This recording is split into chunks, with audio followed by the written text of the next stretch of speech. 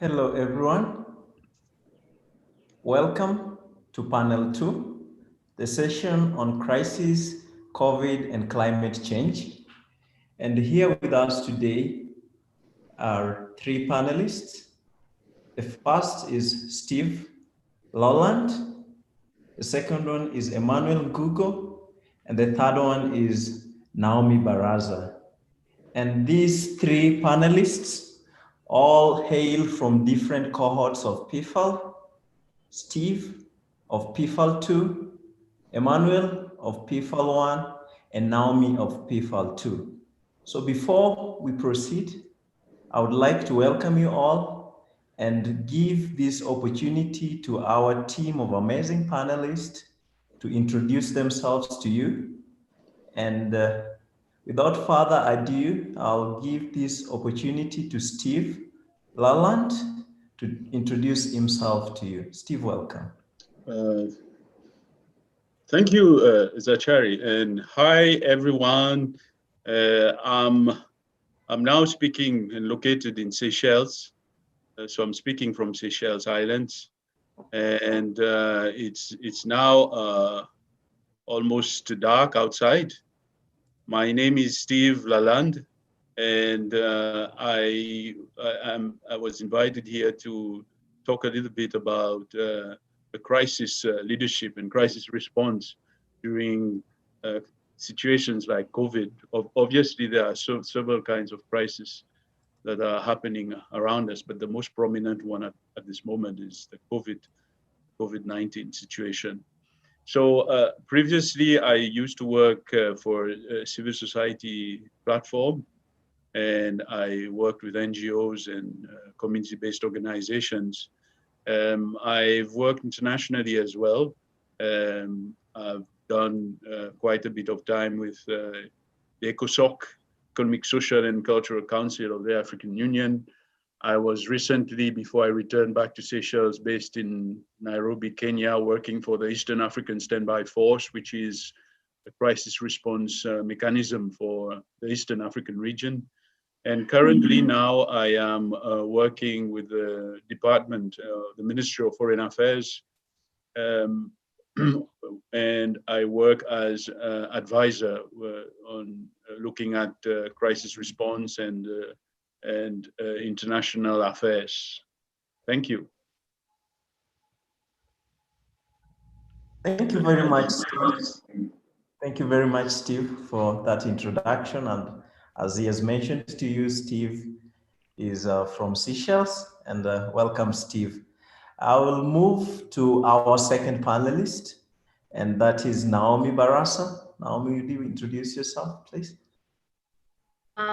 Thank you so much, Zachary, for inviting me to introduce myself. Thank you so much for each and every person who's participated in the planning and organizing of this forum. It's a pleasure to be here today. My name is Naomi Barrassa.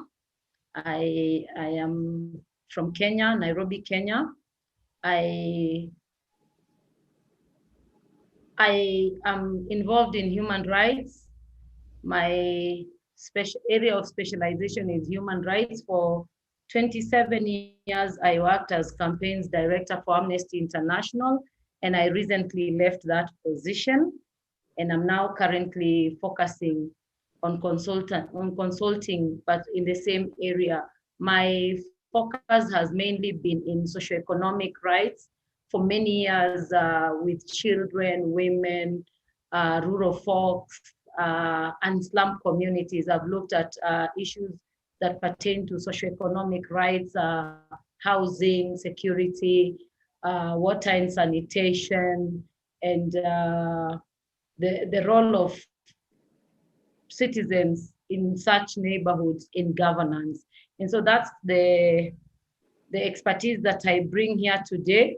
And I will be speaking about how COVID-19 has basically affected slum and rural communities, mainly in Kenya, but in replica in Africa, because I have worked in many African countries while while in Amnesty, and the slum situations in the different African communities were basically the same. So I will speak largely about Nairobi. I'll be bringing in here and there a few other slums, but generally the situation is the same in the various slums of Africa.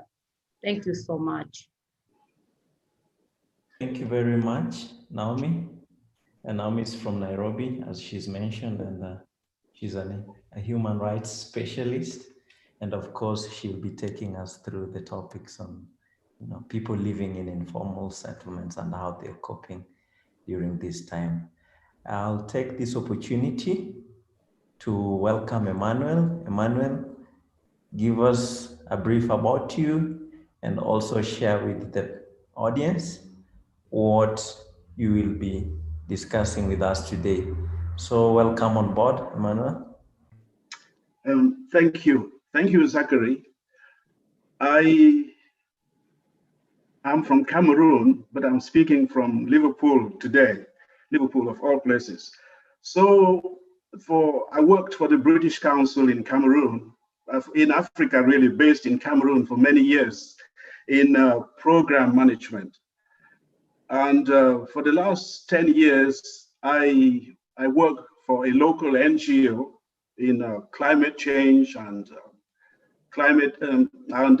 sustainable livelihoods in the Congo Basin countries and the Lake Chad Basin countries as well. I also work as a consultant within the UN system in my part of the world, supporting project development and supporting project implementation in the areas of in health, in climate change, and in conflict mitigation. That's a bit about me. Thank you.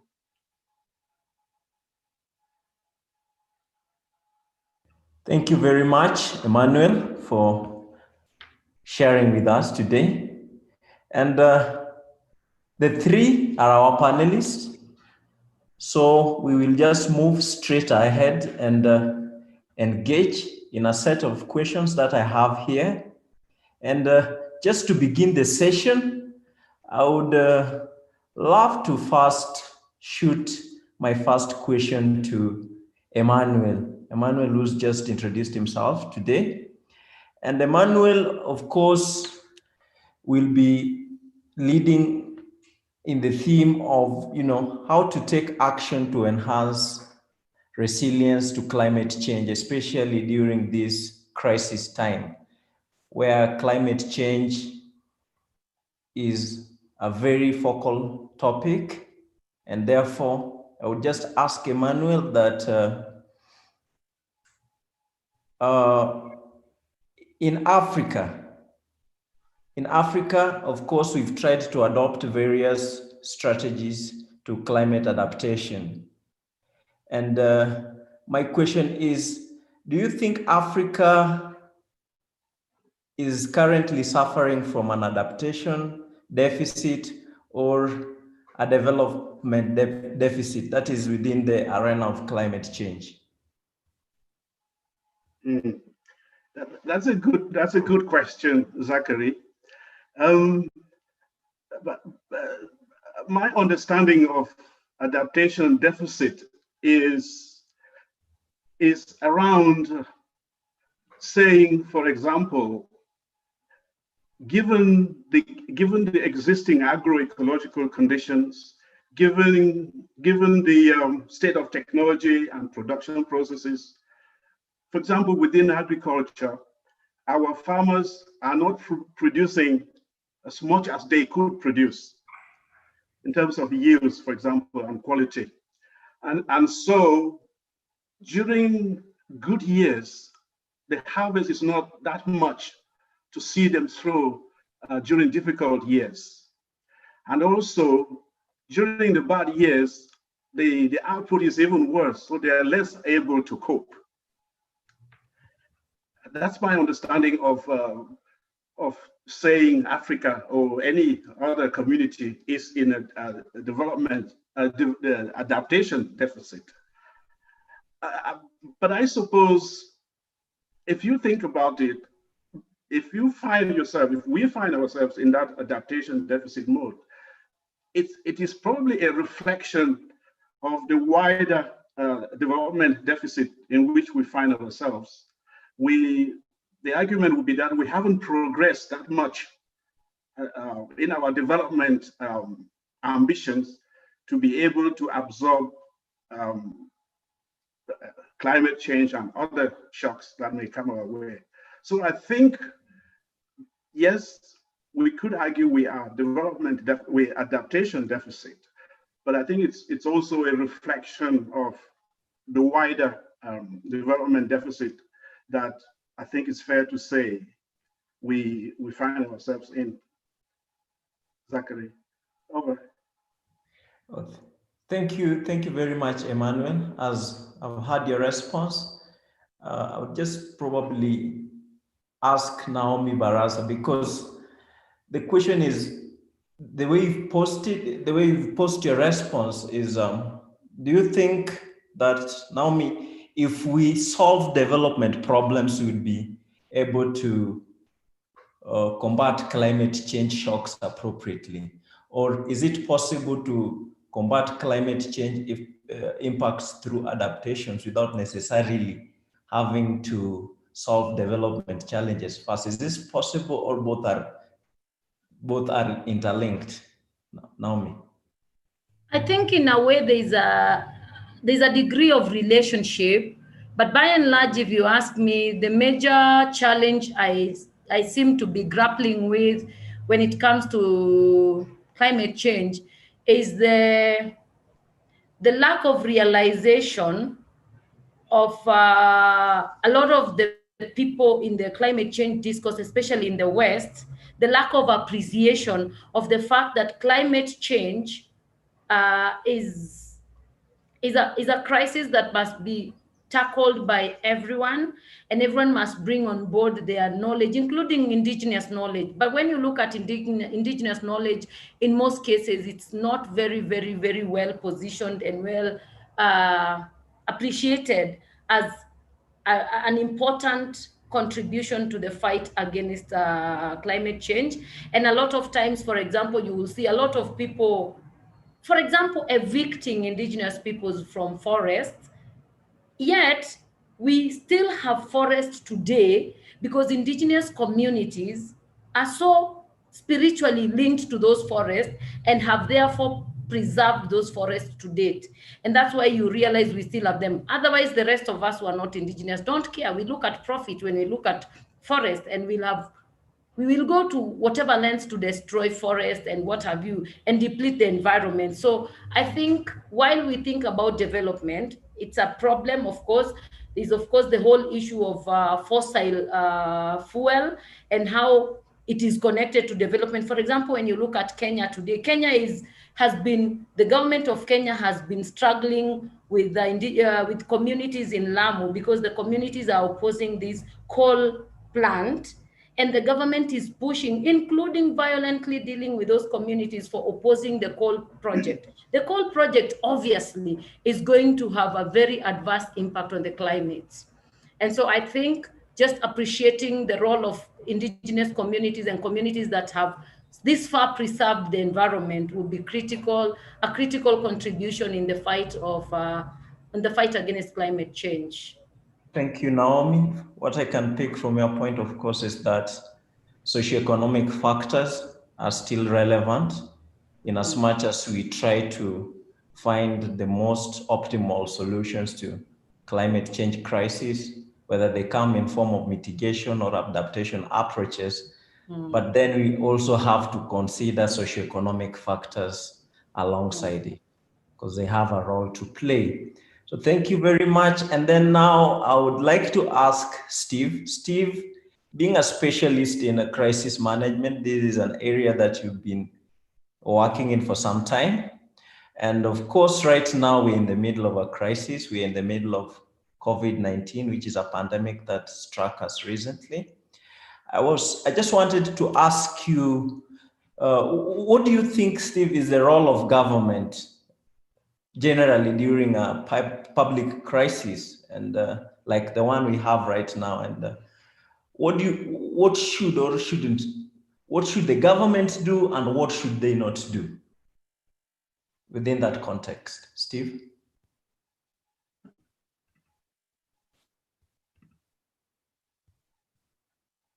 Steve, you're muted.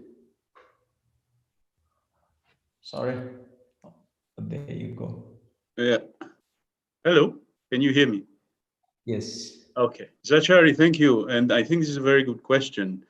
And if you look at the current situation now, and we find that we are facing a world crisis that's impacting almost every country in the world. And therefore, since COVID-19 was declared a pandemic by the World Health Organization in March 2020, it has had devastating impact on the lives of most of the world's population. For example, we have seen countries that have gone into lockdown. Most countries, many countries have gone into lockdown. We've seen healthcare staff were overwhelmed by the severe cases of the disease and by the numbers of people they had to deal with. So we found that the healthcare system was under severe stress.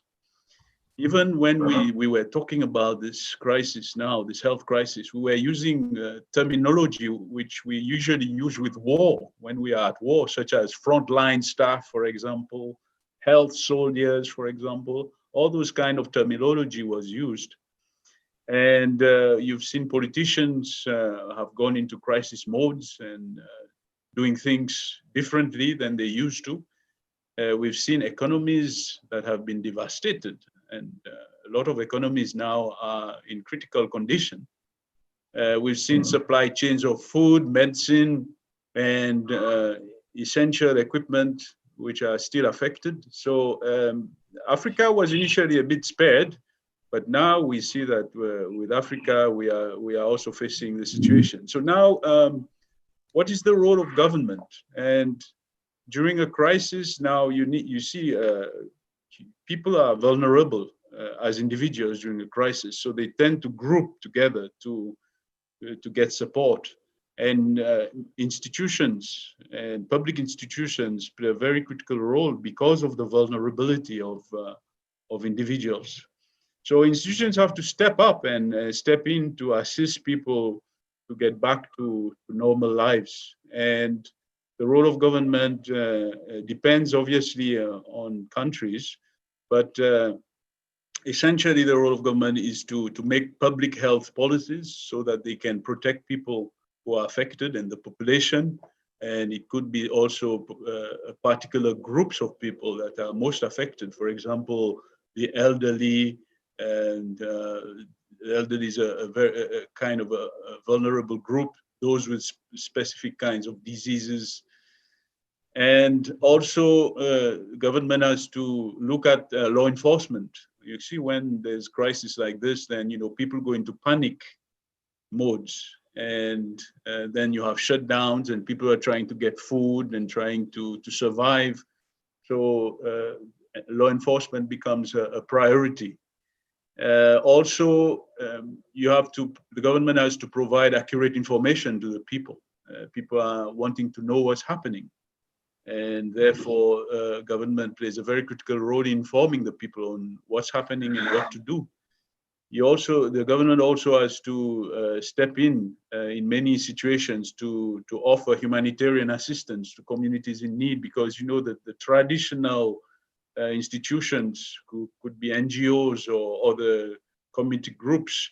Maybe they are also handicapped during that situation. So the institution of government is critical to come in and mobilize, for example, the reserves, the army, and also bring them together to address those issues.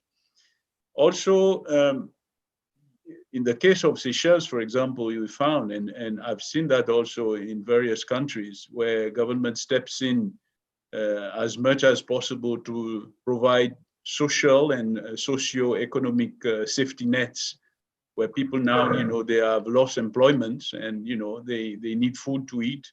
and they are trying to survive. It becomes a situation of survival, and this is where the government can step in. In our case, the government stepped in very strongly and immediately in March, where there was some budget schemes and other programs that increase the quality and the level of the safety nets for people who are most vulnerable. Also, government has to work with other countries, other states, and also the international community, whether it's regional bodies, the UN, WHO, to address the crisis as a world community. So, as I say, it depends on the country, and some countries, government has played a bigger role, some less. Some have come in and stepped in when needed. Some have been there on a continuous basis. So perhaps in our discussion, we can find some experiences to share on how our governments handled the crisis. Yes, Achari. Thanks, Steve. But then a quick question just on your comment. Most of African countries are, of course, developing countries, and they have budget constraints among other challenges. And having been faced with a crisis situation like this, you've shared some responses. But of all the responses that you've shared with us today, which one do you think is most optimal? Which one do you think would be the key point of engaging a situation like that from a government's perspective? What should they do? For example, in Seychelles, when the pandemic struck, if you were to advise the government, what would you tell them to do first before anything else? Well, there are all the policies and all the programs and all the action that government would take are interrelated in a crisis. They all add value to each other. And but in this situation, for example, I will share with you the example here, experience here in Seychelles, is that the first thing that government did was to look at the social safety nets and also to look at public health policies. These were the two main things. Because on the health point of view, it was a health crisis. So you had to address the health issues first. So this became a priority. It also was a priority internationally. All the governments were communicating through the United Nations, through their regional bodies. And the first priority that was placed on the agenda was addressing the health crisis first. Means protect people's lives first. So this was the first thing. So when you did that, the next thing was looking at all these lockdowns and the issues related to the economy, and the economic situation then became a matter of importance, and therefore addressing, especially looking at vulnerable groups. People who have to survive, for example, they go to work in the morning, they earn something in the evening for them to eat, and then the next day they have to go to work again. And these are the most vulnerable.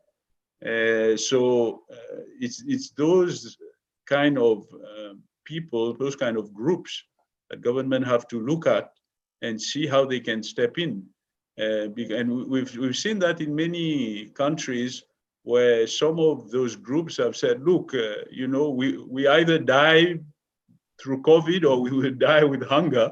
So, and this is where now law enforcement comes in as a third factor, you see, because now people are saying, we need to survive. But as I said, in Africa, we've had different kinds of response by government. Some responses have been quite good, and in some other countries, we've had some very big issues. So this is why I say that perhaps we can share some experiences later on. Yeah. Thank you very much, Steve. Just on the same point, I would just like to request Naomi. Naomi has been working with some of these vulnerable groups in Kenya, and being someone who has been within that environment, I would just like to ask her that, Naomi, would you kindly share with us, the situation in the slums and rural areas of Africa, maybe Kenya, and the day-to-day struggles, especially during this time, because as Steve has mentioned, this is a very special group. So please, would you kindly share your experiences with us? Thank you, Zachary. And thank you so much, Steve, for having touched on some of the issues that obviously touch on my encounter with COVID, especially in the slums and rural areas. For a very quick description of slums and rural Kenya. And as I said in the beginning, a lot of slums situations would be represented by any slum in Kenya. So I will use Nairobi in most cases as case study. And generally, characteristically, slums are densely populated neighborhoods. You will find very many people in these communities. You will find a very small square area that these people occupy, and then the houses they live in will, in most cases, be very, very tiny. If we are to use the example of Nairobi, a lot of them are way, way smaller than the UN Habitat prescription of the bare minimum of a room, which is 10 by 10 feet. A lot of them in the slums will be way smaller.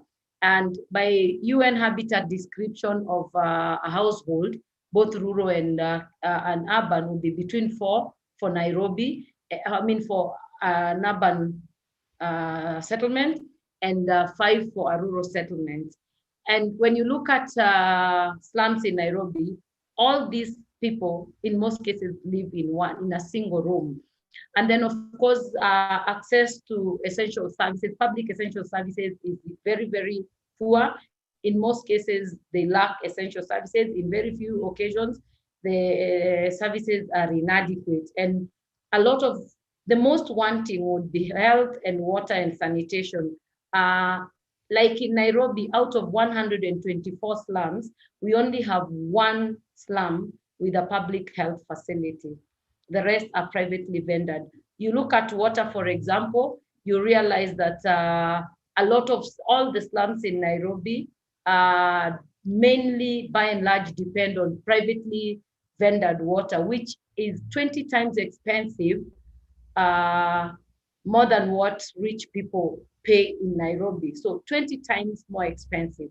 And then, of course, 94% or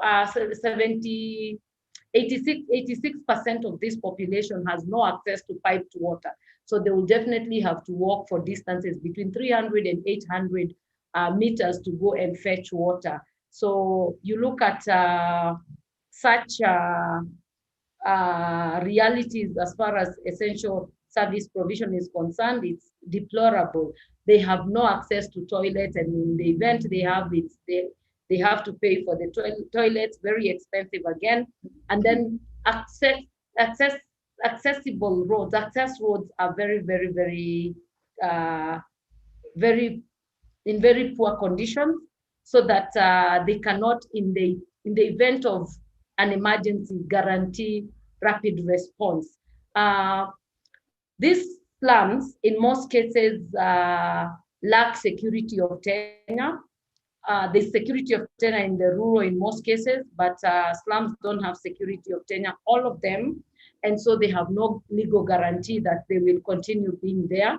And like in the period of COVID, we witnessed, for example, in Nairobi, 3 slums that were brought down violently, and over 7,050 families were left homeless. And they stayed in the cold, they did not have a house, they did not have water to wash their hands. They were grappling with survival. COVID was not an issue to them. It was not an emergency. They had bigger worries. When you look at rural communities in the COVID period, we had indigenous communities being evicted 44 families being evicted from Embobut forest because the government felt that they were not supposed to be in that forest because they are threatening conservation. These people were left with no option other than to deal with other worries other than COVID-19. When you look at the literacy level for these communities, of course, Kenya's literacy level is 38.5% illiterate for the adult population. Out of this population, 87% is in the slum. And out of the 87% that are found in the slum, 58.9 are women that account for illiteracy. So when we look at this again, it becomes an issue when you have to think about their ability to deal with information, access to information that is useful for prevention and treatment of COVID. So it's really a complicated situation. You look at the employment situation, Kenya has over 80% unemployed population. Out of this, 90% will be in the slum and rural communities. And out of the 90%, the 10% that is employed, then they are casual laborers. They are in the informal sector. And this is mainly the demography that purely depends on hand-to-mouth economy. And these are the people that COVID-19 locked down. These are the people that were affected by lockdowns because of their concentration of numbers. The directive to stay at home affected them more than any other person. These are the same people who are laid off their casual jobs. They do not have security. They do not have savings. They do not have insurance. And the little that they might have had was depleted, or they do not have at all. Again, you look at the directives, the World Health regulation on wash your hands, stay at home, sanitize, mask, and all this. This is just a community that will be wondering what the hell is all this, because they do not have access to all these things, or they have a challenged access to all these things. So when we talk about this community is going to be able to fight COVID, it is a big lie. For example, when you have a population of 5 people in a 10 by 10 room, it is safer for them to go out and spend their day wherever else they will be able to spend, and come back and spend a shorter time in that house, because there are so many of them in a 10 by 10 room, yet they've been locked in there. And then when you look at the issue of water, there were so many water shortages in the slums during this period again. So the situation in the slums and rural community, while we've been talking about importance of people complying with the regulations and the World Health regulations and Ministry of Health directives, this is a population that is purely challenged and they were not able to. And for example, the families that were evicted, forcibly evicted, they had to come together, stay together so that they could provide warmth for themselves, because it was right in the winter of Kenya, because it was the period where Kenya is very cold in July. That's our winter, and then they do not have a roof on top of them. They do not have food. So generally, when you look at the situation of slums and rural Kenya, the reality was a lie. And this reality, for me, ought to have considered the most vulnerable communities that would be mainly affected, and therefore provide mitigation like Steve has mentioned. Unfortunately, Kenya did not perform very, very well. I wouldn't say that Kenya performed as well as Seychelles, and we have a lot of people who are suffering as a result of a poor response. That's true. Thank you very much, Naomi, for sharing the situation in Kenya, especially in regards to those who are most vulnerable. And of course, we are in a time where we are faced by two crises. We have COVID, but then there's another crisis that is less talked about, which has been with us for a long time, and that is climate change. And just on the same point that Naomi has shared with us, I'd like to request Emmanuel to just talk a bit about it, because from Naomi's argument, social capital seems to be a very key issue where a lot of vulnerable populations do have their safety nets determined by that. But now that's now in the COVID situation, but now probably frame the same situation and link it to climate change. So, Emmanuel, I would just like to ask you to probably give us a brief of what social capital is and how it can be relevant to climate resilience, which is, an approach to dealing with the climate change crisis as well. So, welcome, Emmanuel. Thank you, Zachary. My understanding of social capital is this ability to work together, isn't it? The ability of groups or communities to function together through trust, through family links, through community mutual investments within communities. And social capital obviously is at the heart of climate action. It is at the heart of development action also. Naomi and Stephen touched on, I think, some of the three key sectors that are both suffering both from adaptation deficit and development deficit as well. I think Stephen talked about food security.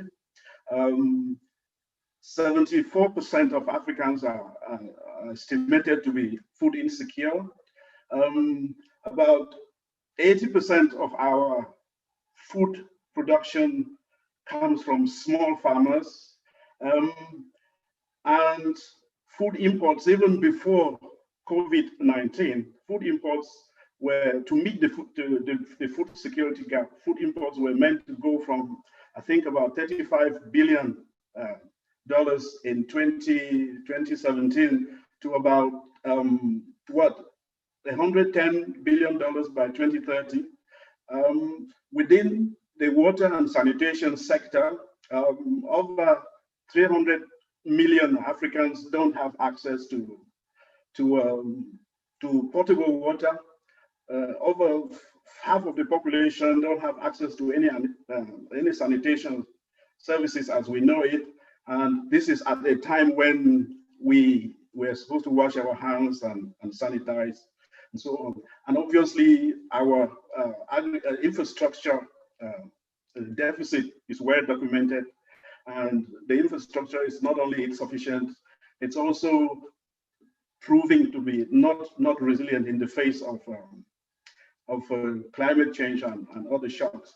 And so it is, in my opinion, it's about addressing the adaptation or reinvesting in these three sectors, but mainstreaming resilience, climate change resilience, obviously, but also realizing that our population face not just the risks from climate change, we also need to enhance social capital, as you said, but also political capital, participation, and resilience from conflict, being inclusive so that benefits of development are fairly distributed amongst the population, guarding against environmental degradation, a whole set of risks related to the different categories of capital, of which social capital is one.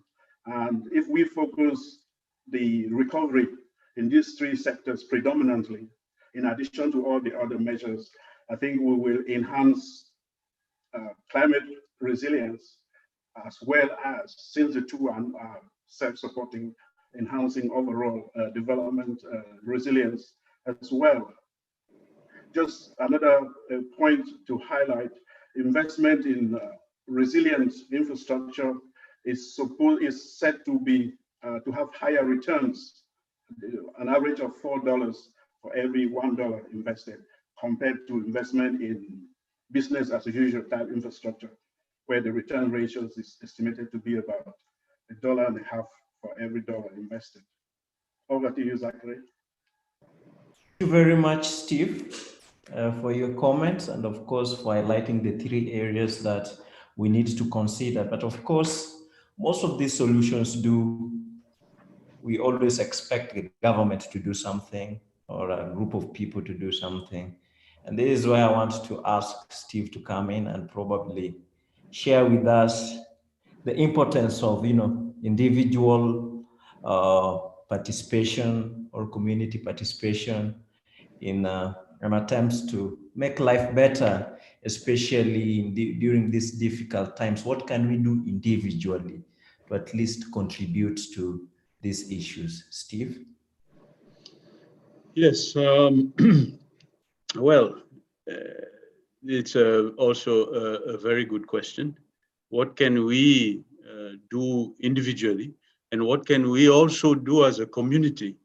Because, when we are in a crisis, we cannot also rely totally on governments or institutions or groups to help us out. We have to survive. We have to get things done. We have to feed our families. We have to take care of ourselves.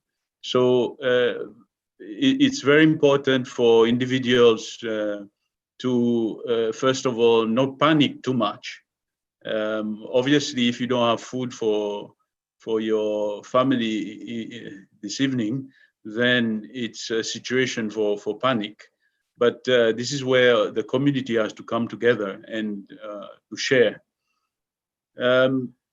But we also, when we are in this kind of situation of a crisis, some people who are usually tend to think of themselves have to also think about others as well. And we have to obey and to follow as much as possible the instructions or the guidelines that are being given by the health authorities, because they are experts in how to control the disease, and therefore it's important that we follow the guidelines. For example, now we are having even more new guidelines as we progress. We are starting to understand this disease much better as we progress. Because after all, we have to survive. We have to live with this disease until we find a vaccine. We cannot just keep locking down, closing down, doing severe kind of social distancing procedures. We have to find a way to get on with life. And therefore, this is important for the family to come together and safeguard each other, to protect each other, take care of each other, but also to look out for other people as well in our work, in our community. Wherever we can help others. Is a time for sharing, for helping others, for also thinking about others' needs, not only our own needs, but also others' needs. For example, if we can share some food with other people, let's do it. If we can share something we have with other people, then this is a very good opportunity. It's also a good opportunity to work in a community or a group or an NGO which is working to address some of those issues. For example, we heard about the situation in the slums. How can we as individual or as a community, how can we come together and assist people that are most vulnerable than we are? Also, since this is not only a health crisis, but it's also an economic crisis, now there's a lot of pressure on families on how to manage their budget, what to buy, what not to buy. And so it is there that the family can come together and also think about, how to better use the scarce resources that they have in terms of the economic resources or any other kind of resources that they have, so that they can better manage the situation. So this is a very good opportunity for us to come as a community and also work with others and see what we can do in the community. So we cannot just sit down and wait for the government, and we have the experience that in many places the government are very slow, they are not very responsive, and therefore it's a situation for the community to try and do something. Zachary. Thank you very much, Steve. And of course, Steve has stressed on the need for empathy, sharing, and caring, because we don't know for how long we're going to survive this pandemic. And of course, just to mention the PfAL community, I believe that is a community itself. You could have, you may have probably seen it in some of the few articles that we've been sharing across the platform, where some members of the PfAL community from different countries have been sharing their experiences, what's going on within their individual countries during this pandemic time. So I believe that is also some form of contribution and taking responsibility during this time. And that is quite commendable.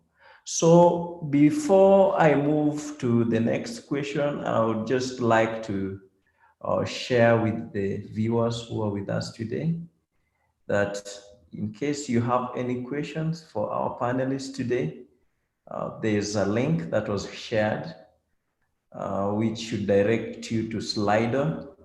Slido is an app, it's an online app. And within Slido, you should be able to post the questions to our panelists today so that we can be able to engage you in these discussions during the Q&A sessions. So thank you very much. So just to proceed on, Naomi, you're someone who is very passionate about working with the underprivileged in the society, working in terms of within the human rights field, and you take the issue of dignity to be a very, very serious matter that should probably be considered and looked into, especially during these crisis times. So I would just like to ask you, as we bring up this issue of dignity and putting it at the front, how do you think that we can be able to achieve this at micro and macro level so that we can get to restore dignity within our societies? Naomi, over to you. Thank you so much, Zachary, for that question. A good one. So I look at COVID as a game changer. Globally, it's a game changer. And if it's a game changer, everything needs to start changing, because basically COVID has just shaken all manner of narratives we've had. It has changed policy processes, shaken policy processes, and even just reordered the world order that we are familiar with. And so with that, we need to start thinking differently. We need to start doing things differently at the policy and administrative level, especially at governments and international community levels, because the way things, the kind of response I'm seeing for COVID-19, it looks like a crisis that has brought a new order, but with old order of responses. So we are responding to a new order using old approaches and old knowledge and our technical know-how is still the same. And I think that is very problematic if we are to conquer this crisis Number one, when you look at the global interdependency, I think, in my opinion, this needs rethinking. We need to challenge the economic paradigms, and especially of foreign direct investments, because the foreign direct investments over the years, over the decades, have emphasized investment in development, infrastructure.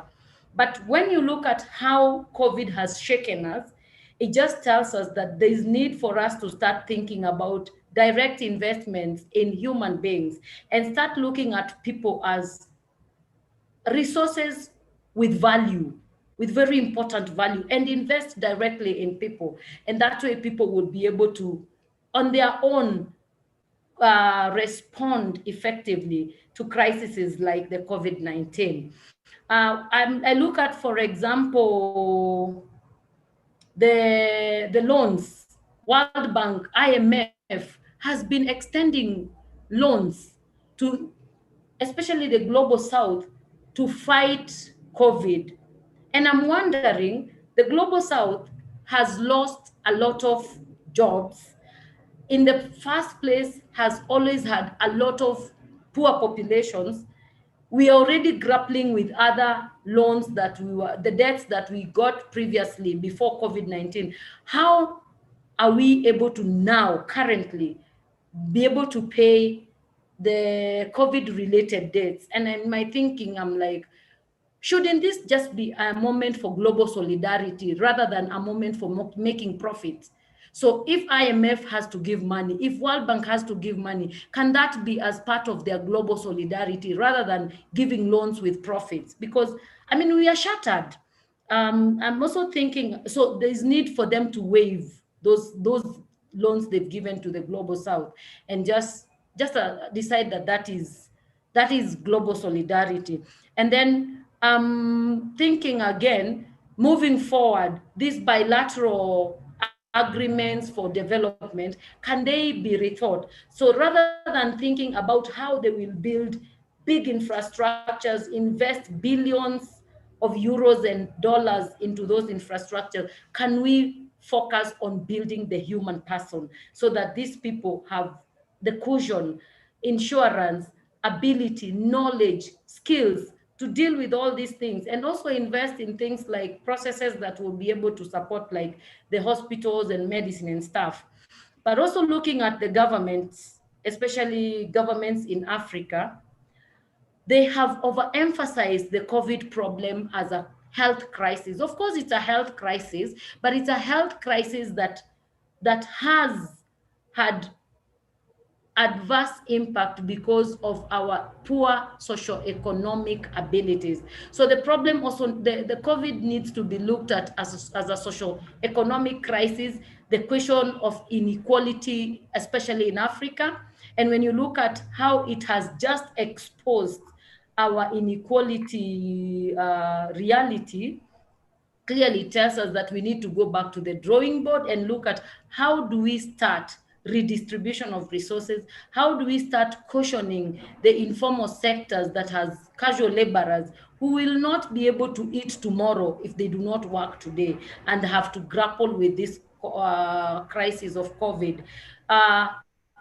Before I think about buying medicine, before I think of going to hospital and paying hospital bills, I must think about, have I eaten? So even my ability to just fight, my ability to have immunity depends on do I have a house? Do I have a job? Can I go to hospital and be treated and get out? But in the absence of all this, it doesn't matter how developed a country will look. So we need to start rethinking our priorities in terms of investment and our priorities in terms of budgeting. Most importantly, looking at the role of essential services, public essential services to these communities. Otherwise, we will always get it wrong. Nairobi looks fairly advanced city, but you should have seen how it was rocked by the millions, the over 60% of its population locked in the slum helplessly. Thank you very much, Naomi, for those good points. Naomi believes that the focus should not just be on railways, invest in the people, because it's the people who build railways. So the focus should not just be on infrastructure, but people building as well. Thank you, Naomi, for raising those good points. So we have almost 10 minutes to go. Actually, it's 9 minutes, if I'm not wrong. And I've already received some questions, which I will share with you, the panelists, in the next 2 minutes. But before I share the questions with you from the audience, which will be answered within the remaining time, I'll just take this chance to ask Steve one last question. And of course, this is on the importance of the socioeconomic safety nets, which has been emphasized by all the speakers. But now, how can, of course, African governments work together, especially the political actors, to address crisis situations? How can this be coordinated at government levels between different countries in Africa? So Steve, over to you. If you'd take at least 1.5 minutes, we'd really appreciate. Yes, thanks, Lachari. Also a very good question. We've seen recently how different governments have been trying to tackle this situation. And we've seen various political parties, the role of parliament. They have stepped in with different ideas, different beliefs, and different strategies. So it's important, especially during a crisis, that there is calm, there's some kind of peace and some kind of stability in the country. Otherwise, things get worse. What I've discovered is that government needs to implement and pass urgent laws, whether it's laws, whether it's policies. And it's very important that for some of the laws that they have to pass, especially in a time of emergency, they have to go through parliament. And therefore, this discussion with more so if in parliament, like for here in Seychelles, parliament is controlled by the opposition.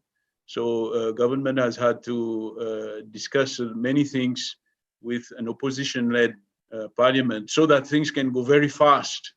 And there are certain laws that government has to quickly pass, and therefore this is why the political actors have to understand that in a situation of a crisis, then you see, although we have to respect the rules of democracy, but you have to also work together with the executive and the parliament, come together and they can look at what needs to be done. But also at the same time, the parliament has to step up its oversight of the executive, because let's say, for example, if the government is requesting to use more money to invest in certain programs, therefore it's critical that the parliament, they maintain and step up the oversight role and function. Thank you very much. Yes, thank you very much, Steve, for emphasizing on cooperation between different arms of government, especially in these times. So I'll definitely bring to a close our question sessions, and we'll just run quickly through some of the questions that the audience has shared with us. The first question, of course, was from Victor. And this goes to you, Steve, and I would just ask you to use 1 minute to respond because we are running out of time. And Victor asks that, does COVID-19, devastating as it is, have any positive externality, particularly for Africa? So Steve, you have 1 minute to respond to that. This is a very good question. Thank you for the question. And as you know, crisis, the character of crisis in Chinese is also suggests that it's also an opportunity. And we found that many governments, people, groups, they've seen that there's also an opportunity there. Some of the positive things that perhaps I can think is, for example, many organizations have saved money and now we are virtual. We have more meetings virtually, and African Union, regional organization, even UN, they've had most of the meetings on a virtual basis. So there's been a savings in budget. There's now a realization of the importance of the health sector. So some governments have stepped up the investment in health services. So that's something that's useful. And the crisis response systems in many countries have received improvements. States now and countries are working more together. We also see the climate recovery, right? The scientists are saying now the climate is recovering because of less pollution. And we also see some new technology coming up. So we may say that the crisis has some devastating effects, but also it presents an opportunity to come up with new ideas and new things. Thank you, Steve. Of course, Steve has emphasized on, there's been increase in efficiency, ways of doing things, digitization, cooperation, of course, positive climate effects, and of course, investment in sectors that were rather neglected in the past. So thanks, Steve, for that response. I'll move swiftly to the second question. And this one I will direct to Emmanuel. This question is from an anonymous person. The person asked, how do we know global warming is real? For example, Ghana has been getting very cold recently. This must be someone from Ghana. So if you would take 30 seconds to respond to that, we will really appreciate it. Emmanuel, over to you. In my opinion, the evidence is overwhelming, and the evidence in Africa is overwhelming of the global trend towards higher temperatures, the global trend towards variation in precipitation. I think the issue is more one of variability. So it is conceivable that a certain locality might experience colder conditions, but I think the overall evidence is one of increasing warming and increasing variability, and that manifests itself in the first level, second level impacts of climate change that Africa and the rest of the world is having to deal with. For me, the evidence is overwhelming and decisive, even though there might be local variations from time to time. Thank you very much, Emmanuel, for your emphasis on local variability in climate, which of course do not directly mean that the change is not happening. But Emmanuel, just before you go, there's another anonymous person. No, this is not anonymous. This is Yao from LSC. Yao is asking, speaking of development and adaptation to climate change, what development-oriented goals should be adopted to abet the solution of climate change? That is, as we fight climate change, how can we do it in a manner that it is tandem to development goals as well? So, Emmanuel, over to you. Thank you. I think for me, some of the areas to focus on is to this recognition of the complexity, the different components that there is to resilience, in addition to climate resilience. Focus on, we talked about social resilience, focus on financial resilience, as in access to sources of finance, focus on conflict sensitivity, etc., etc. Approaching climate resilience as part of a wider set of risks and challenges that African society and other societies face in their development trajectories. Identifying all these risks, identifying the interconnectedness, and mainstreaming development action so that we can make the most of the strengths of the different capitals we're trying to build, and recognizing that resilience has a time dimension. It's not just about bouncing back from shocks. It's also about coping with those shocks, bouncing back, as it were, but crucially about transforming, learning, getting better, and transitioning to a situation where we are more responsive, but also more inclusive, and factors like that. Over to you. Thank you very much, Emmanuel, for your response. Of course, climate change should be dealt with as a risk to development. They should not be antagonizing each other. And to that end, I would like to bring this to a close. So much thank you to our panelists today, and to the PfAL team who organized the session with us today. Myself, I am Zachary Mikwa, Sustainability Manager here at Kenya Climate Innovation Center, and I was very, very glad to be with you today. So I will give this opportunity to the organizers, that is Kojo, to take over.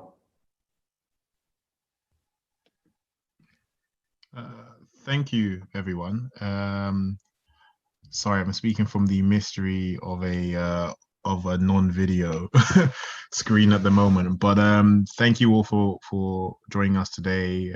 We found the panel session incredibly enlightening. And what we will now do is move over to panel 1 to round up the end of the day of the full conference. So I'll draw this to a close, and thank you again.